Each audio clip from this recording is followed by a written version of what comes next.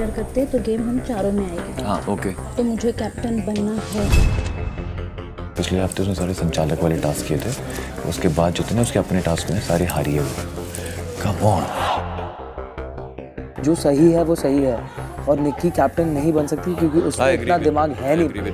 उस दिन की बात उठा के उस कॉम्बिनेशन से मुझे फर्क पड़ा था। इसको हमेशा अपने दिमाग में रखना। मेरे को दोस्ती में गद्दारी नहीं करना। I am being very clear. नमस्कार दोस्तों, स्वागत है आज आपका मेरे इस वीडियो में। आज इस वीडियो में हम बात करेंगे इस वीक में चल रही हाइलाइट्स के बारे में और पब्लिक ओपिनियन के बेसिस पे कंटेस्टेंट की रैंकिंग के बारे में। तो चलिए शुरू करते हैं। शुरू करने से पहले आपको बता दूं कि अगर आपने मेरे चैनल को अभी तक सब्सक्राइब नहीं किया तो अभी मेरे चैनल को सब्सक्राइब करके इस बेल आइकन को जरूर दबाइएगा ताकि मैं ऐसी वीडियो आप तक और पहुंचा सकूं। तो चलिए शुरू करते हैं।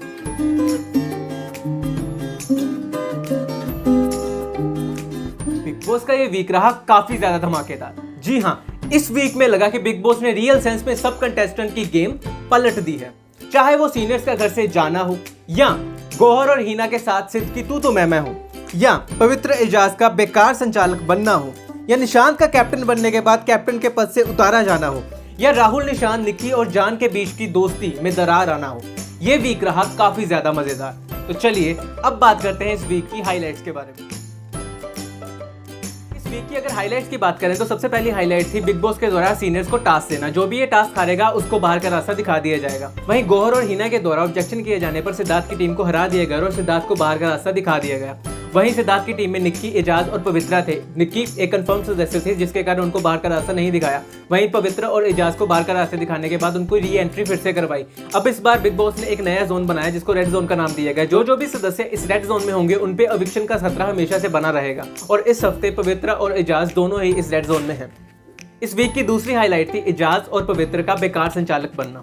जी हाँ, वो दोनों इतने ज्यादा बेकार संचालक थे कि उन्होंने अपनी संचालकता बिल्कुल भी अच्छे से नहीं निभाई और इसका दंड अभिनव और जैस्मिन को उठाना पड़ा। वहीं हमने ये भी देखा कि वो संचालक बनने के बाद अपने पर्सनल मुद्दों को उठाकर उन्हीं पे बहस कर रहे थे। वो बहुत ज्यादा इरिटेटिंग होने लग पड़ा था। वहीं हमने ये भी देखा कि किस तरह से एजाज और पवित्रा निक्की के कहने पर ही सब फैसले ले रहे थे, क्योंकि एजाज और पवित्रा को एक डिसीजन लेने में काफी ज्यादा दिक्कत हो रही थी। तो निक्की ने बोला कि उसको आगे नहीं जाना, तो उन्होंने उसकी बात उसी टाइम मान ली और रुबीना को आगे कर दिया। और इस बात की गवाही देते हुए एजाज ने ये भी बोला कि उन्होंने एकदम फेयर डिसीजन लिया, जो कि बिल्कुल भी किसी एंगल से फेयर नहीं लगता। इस वीक की तीसरी हाईलाइट थी निशांत का कैप्टन बन जाना। जी हाँ, इस बिग बॉस के सीजन में सबसे पहला कैप्टन निशांत को बनाया गया, लेकिन उनके कैप्टनसी में बहुत ज्यादा नियमों का उल्लंघन हुआ।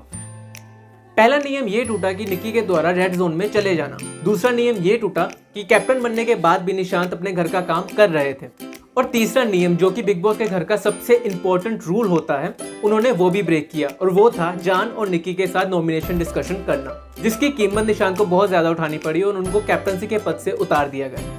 चौथा हाईलाइट था कि जान के द्वारा निक्की को ना सपोर्ट करना। ये बात नहीं थी कि वो अपने लिए खेल रहे थे, वो बात सही थी, लेकिन वो निक्की के पीछे ऐसी ऐसी बातें कह रहे थे कि वो उनको कैप्टन बनने ही नहीं देंगे चाहे जो मर्जी हो जाए। लेकिन वो निक्की के सामने ऐसे बिहेव कर रहे थे जैसे वो उनको बहुत सपोर्ट कर रहे थे। इस वीक की पांचवी हाईलाइट थी राहुल और पवित्र का क्रश वाले वर्ड पर बहस होना। जी हाँ, एक टास्क के दौरान राहुल ने ये बात बोल दी थी कि पवित्रा को अभिनव पर क्रश है, जिसका गलत मतलब निकालकर पवित्रा ने काफी ज्यादा बहस राहुल के साथ की। राहुल ने ये बात बोली कि पवित्रा ने ये बात पहले भी बोली हुई है। वहीं जैस्मिन ने भी ये बात रखी कि अगर किसी ने आपको बोला कि कोई आपका क्रश है तो इसमें बुरा मानने वाली क्या बात है, आप इतना पर्सनल क्यों ले रहे हो। बस यही थी इस वीक की कुछ हाईलाइट्स। इसके द्वारा अब हम बात करेंगे पब्लिक ओपिनियन के द्वारा रैंकिंग। तो चलिए शुरू करते हैं। तो सबसे पहला रैंक है राहुल वैद्य का। राहुल इस वीक में पूरे छाए रहे। उनके दोस्तों के द्वारा उनको धोखा मिलने के बाद, घर वालों के द्वारा उनको बॉयकॉट करने के बाद भी उनकी पर्सनैलिटी बाहर ऐसे निखर के आई कि लोगों को वो बहुत ज्यादा अच्छी लग रही है। दूसरे नंबर पर है पवित्रा। गौहर को पीठ के पीछे गालियां देना was very disappointing for many fans, लेकिन रेड जोन में आने के बाद उनकी एक अलग पर्सनैलिटी ही देखने को मिली, which is very good for the audience. Ejaz के साथ बहस करने के टाइम उन्होंने उनको प्रॉपर टक्कर दी और उन्होंने वहां पे कोई वुमन कार्ड यूज नहीं किया।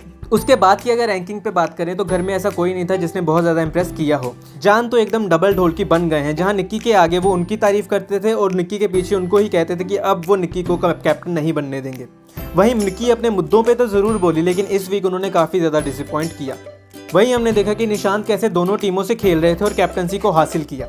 वहीं हमने देखा कि Ejaz is a one man army, लेकिन संचालक वाले टास्क के अलावा वो कहीं भी नहीं दिखे। अभिनव, जैस्मिन और रुबीना इस वीक बहुत कम दिखे, लेकिन जैस्मिन की पर्सनैलिटी बहुत ज्यादा निखर के बाहर आई। जिस तरह से उन्होंने जान को समझाया और पवित्र को कहा कि क्रश ही तो बोला है, इसमें कौन सी बड़ी बात है बुरा मानने वाली। बातों से उनकी इनोसेंस दिखाई देती है जो कि लोगों को काफी ज्यादा पसंद आ रही है। वहीं हमने ये भी देखा कि किस तरह से रुबीना ने ये मुद्दा उठाया कि उनको इस शो में डिसरिस्पेक्ट दी जा रही है और उनको इसका जवाब सलमान खान से चाहिए। अब ये देखना बहुत ज्यादा दिलचस्प हो जाएगा कि वीकेंड के वार पे सलमान खान उनको क्या जवाब देते हैं। तो इसी के साथ आज के लिए अलविदा। अगर ये वीडियो आपको अच्छा लगा हो तो इस वीडियो को लाइक और शेयर जरूर करिएगा और मेरे चैनल को जरूर सब्सक्राइब करिए ताकि मैं ऐसी वीडियो आप तक और पहुंचा सकूं। धन्यवाद।